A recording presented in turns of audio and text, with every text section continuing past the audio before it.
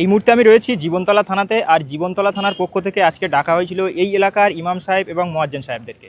তাদেরকে ডেকে কি বার্তা দিল থানার পক্ষ থেকে সরাসরি আপনাদেরকে শোনাবো আরএসটি বাংলায়। দেখতে থাকুন বিস্তারিত। আজকে আমাদেরকে ডেকেছিল হঠাৎ নোটিশ দিয়ে। কালকে রাত্রে আমাদেরকে ডাকলো, কোনো নোটিশ টোটিশ নেই, কিছু নেই। হঠাৎ আমাদেরকে বার্তা পাঠালো সেরিক পুলিশ মাধ্যমে। কেউ রাত 10টা, কেউ রাত 11টায় খবর পেয়েছে, কেউ আবার আজকে সকালে খবর পেয়েছে। কাউকে খবর দিয়েছে সকাল 8টায়, কাউকে খবর দিয়েছে সকাল 9টায়। তো আমরা এখানে আসলাম। মূলত বিষয় আমাদেরকে যে বার্তাটা দিয়েছে যে মসজিদ, মাদ্রাসা, মাজার এবং ঈদগাহ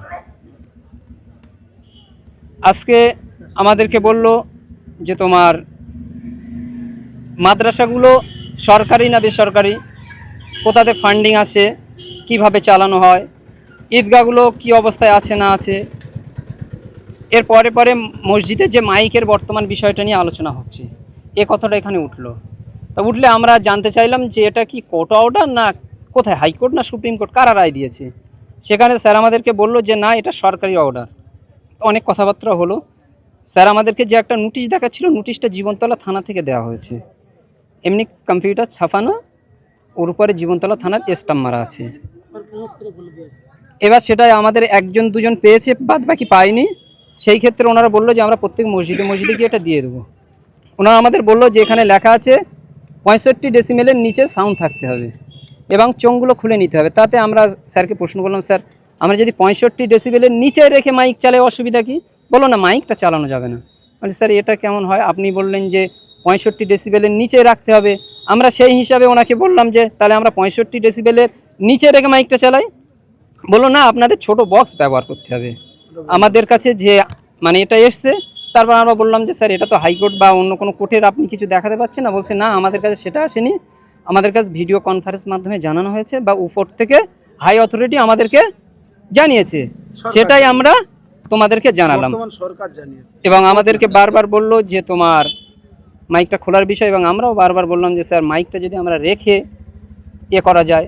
তারপরে আজকে স্যারকে একটা বললাম যে এখানে আমাদেরকে মাদ্রাসা, মসজিদ, ঈদগাহ, মাজার এর সংক্রান্ত যে জমি জমা সংক্রান্ত তথ্যগুলো চাইছে স্যার। তাহলে মন্দির, গির্জা, চার্চ এই যেগুলো আছে, তাহলে এদের কি অবস্থা বলছে এটা আমরা বলতে পারবো না। এখন পর্যন্ত এ সংক্রান্ত আমাদের কোনো খবর নেই। বললাম যে স্যার তাহলে আমাদের যে এটাই হয়েছে, তাহলে যদি তথ্য যেমন মাইক মসজিদে খোলা হচ্ছে, বললো মন্দিরেও খোলা হচ্ছে, খুব ভালো। তাহলে যে এই তথ্য ডেটাগুলো নেওয়া হচ্ছে, তাহলে এগুলো মন্দির, মসজিদ, গির্জা, চার্চ যেখানে যা আছে সবার নেওয়া হোক। বললো দেখুন, আমরা তো আর আইনের ঊর্ধ্বে নই, আমরা আইনের প্রশাসন, আমরা আইনের কথা শুনে চলি। প্রশাসন উপর থেকে যেটা বলে সেটা। তা আমাদের সঙ্গে ভালো ব্যবহার করলো বড়বাবু স্যার, আমরা খুব সন্তুষ্ট। তাহলে এখন কি এক কথায় মাইক খুলে নিতে বললো?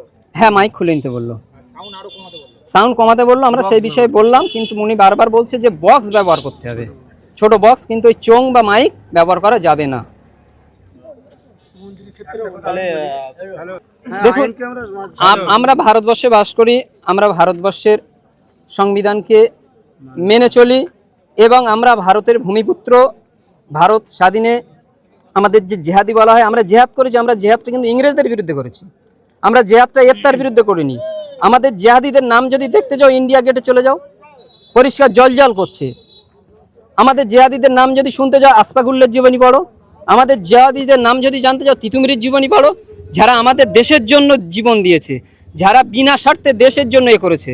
যদি আজকের মাদ্রাসায় জঙ্গি তৈরি, তাহলে আবুল কালাম আজাদের জীবনী পড়ো, যারা ভারতের প্রথম শিক্ষামন্ত্রী ছিল, যিনি ভারতের হয়ে অনেক অনেক রক্ত সংগ্রাম করেছে, যিনি ভারত বিরোধিতার পুরো সম্পূর্ণ বিরোধিতা ছিলেন।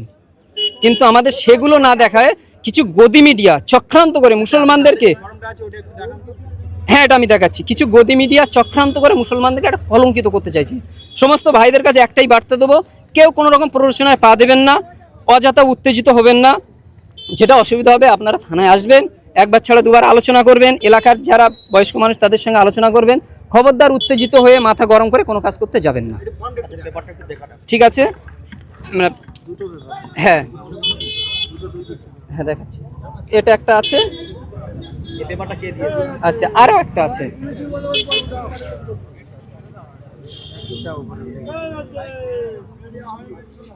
দুটো আছে। হ্যাঁ, সরকারিভাবে থানায় থেকে এখন দিল, থানা থেকে আমাদের হাতে দিয়েছে। আচ্ছা, এই যে মাইক ব্যবহারে নিষেধাজ্ঞা জারি করেছে, এটা কি শুধু মসজিদ মন্দিরের জন্য নাকি এটা রাজনৈতিক মিটিং মিছিলের একই ক্ষেত্রে নিয়ন্ত্রণ? না, আমরা যখন ওইটার কথা বললাম, মন্দির মসজিদের কথা বলেছি এবং ধর্মীয় যে জলসা বা ইয়ে হয় সেগুলো পারমিশনের কথা বলেছি, কিন্তু মিটিং মিছিলের কথা বললাম, বলছি যে ওগুলো আমাদের সার্কুলারে নেই, ওগুলো আমরা বলতে পারবো না। কিন্তু আইনজীবীরা বলছে যে এরকম ভাবে মাইক খোলা নিষেধাজ্ঞা জারি করা যাবে না।